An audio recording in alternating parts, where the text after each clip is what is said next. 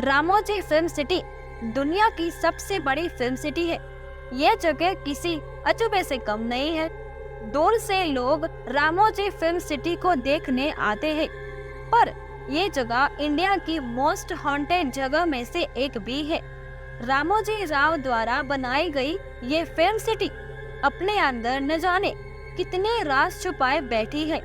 लोग कहते हैं कि रामोजी फिल्म सिटी एक पुराने जमाने की युद्ध भूमि पर बनी हुई है और वो ऐसे सोल्जर्स की आत्मा से हॉन्टेड है जो बहुत साल पहले उसी युद्ध भूमि में अपनी जान गंवा बैठे थे। लेकिन 26 साल की समायरा को इसका कोई अंदाजा नहीं था। उसका बचपन से सिर्फ एक ही सपना था कि सक्सेसफुल एक्ट्रेस बनने का, पर उस सपने को पूरा करने में बहुत स्ट्रगल भी था। समायरा को इंडस्ट्री में 5 साल हो चुके थे, पर अब तक उसे ऐसा कोई प्रोजेक्ट नहीं मिला था जिसे वो अपना बड़ा ब्रेक कंसीडर कर सके।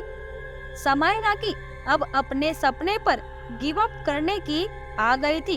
तभी एक सुबह उसे कास्टिंग डायरेक्टर का कॉल आया। उस कास्टिंग डायरेक्टर ने बताया कि एक बड़े बॉलीवुड मूवी डायरेक्टर को उसकी प्रोफाइल बहुत पसंद आई है और वो उसे अपनी मूवी में कास्ट करना चाहते हैं।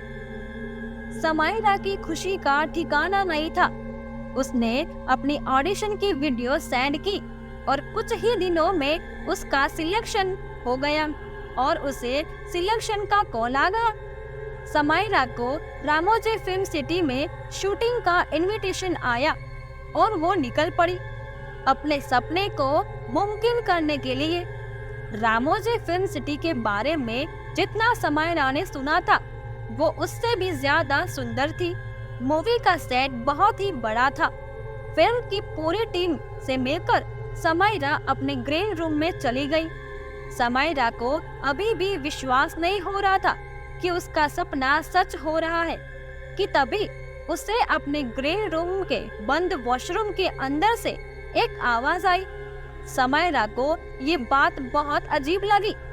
वो अंदर से बज रहे दरवाजे के पास गई तो आवाज और तेज हो गई। ऐसा लग रहा था कि कोई उस वॉशरूम के अंदर फंस गया है और बाहर आने के लिए खटखटा रहा है।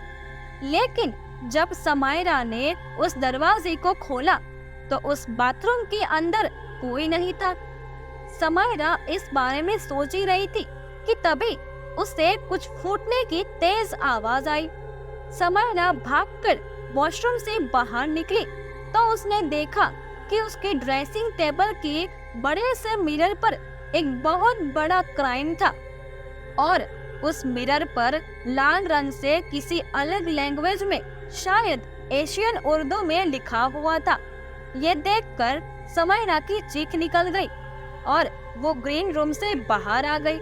उसने सेट पर मौजूद लोगों को सब कुछ बताया और कुछ असिस्टेंट समायरा के साथ उस ग्रीन रूम में गए, पर जब वो वहां पहुंचे तो उन्हें कुछ भी दिखाई नहीं दिया। शीशा भी जुड़ा हुआ था और वॉशरूम से कोई आवाज भी नहीं आ रही थी। समायरा की बात पर कोई विश्वास नहीं कर पा रहा था और क्योंकि शूट बस शुरू ही होने वाला था तो कुछ मेकअप आर्टिस्ट उसका मेकअप करने लगे। समायरा को भी अपने साथ हुआ ये किस्सा भूलना पड़ा और वो शूट से पहले अपनी लाइंस की रिहर्सल करने लगी। पहले सीन में समायरा शॉपिंग करके अपने घर लौट रही थी और रास्ते में एक चोर उसका बैग छीनने वाला था। सीन बिल्कुल परफेक्ट हुआ, पर फिर भी डायरेक्टर लाइट्स एडजस्ट करके उस सीन को रीटेक्स लेने लगे। सिर्फ उसी एक सीन के करीबन 20 टेक्स हो चुके थे। समायरा थोड़ी सी फ्रस्ट्रेट होने लगी थी, इसीलिए उसने डायरेक्टर से फीडबैक मांगा। डायरेक्टर ने समायरा को कैमरे के पास बुलाया और बताया कि उस सीन में समायरा की कोई गलती नहीं थी, पर हर बार एक काली सी परछाई समायरा के सर के पास आ रही थी। डायरेक्टर को लग रहा था कि कोई लाइटिंग का इश्यू था, पर समायरा को उस परछाई में कुछ ऐसा दिखा जिससे उसके होश उड़ गए। समायरा को उस परछाई में 2 लाल आंखें दिखी।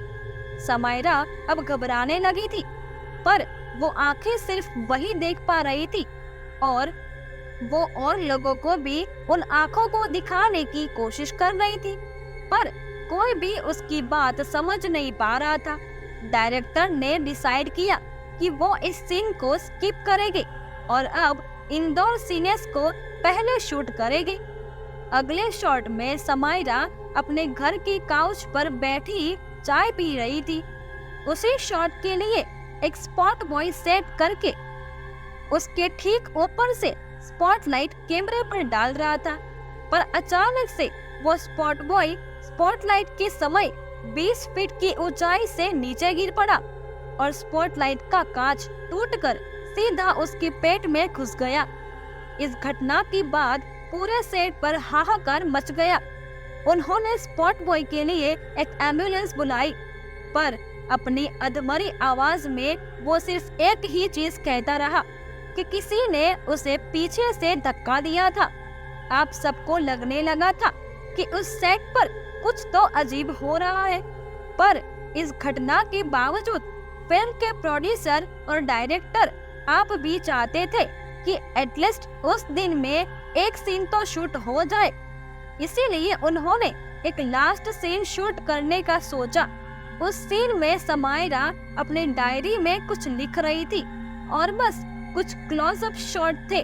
उस सीन को शुरू करने के लिए डायरेक्टर ने एक्शन बोला, लेकिन समायरा फिल्म की स्क्रिप्ट से कुछ अलग ही एक्शंस कर रही थी। जब डायरेक्टर ने देखा कि समायरा फिल्म के क्यूज को फॉलो नहीं कर पा रही है, तो उसने जोर से कट चिल्लाया, पर समायरा फिर भी नहीं रुकी।